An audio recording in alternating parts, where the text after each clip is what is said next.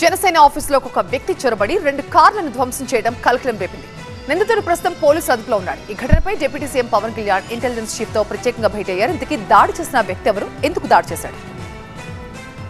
గుంటూరు జిల్లా మంగళగిరిలోని జనసేన రాష్ట్ర కార్యాలయంలోకి చొరబడి అక్కడ పార్కింగ్ చేసి ఉన్న 2 కార్లపై రాడ్డుతో దాడికి పాల్పడ్డాడు. విచక్షణ రహితంగా కార్ల అద్దాలను పగలగొట్టి ధ్వంసం చేయడంతో అక్కడ ఉన్న పార్టీ నాయకులు, కార్యకర్తలు ఒక్కసారిగా షాక్ గురయ్యారు. ఈ ఘటనపై సమాచారం అందుకున్న మంగళగిరి పోలీసులు తక్షణమే నిందితుడిని అదుపులోకి తీసుకున్నారు. నిందితుడు శ్రీకాకుళం జిల్లా ఇచ్చాపురానికి చెందిన నీలాద్రిగా గుర్తించారు. అతనికి భార్యతో పాటు 2 పిల్లలు కూడా ఉన్నారు.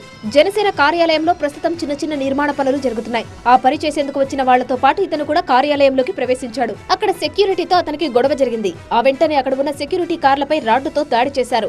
పార్టీ కేంద్ర కార్యాలయం దగ్గర కట్టుదిట్టమైన భద్రత ఉంటుంది. పార్టీ కార్యకర్తలు, నేతలు నిత్యం ఉంటారు. అలాంటి ఆఫీసులోకి ఓ వ్యక్తి చొరబడి వాహనాలను ధ్వంసం చేయడంపై జనసేన కార్యకర్తలు ఆందోళన వ్యక్తం చేస్తున్నారు.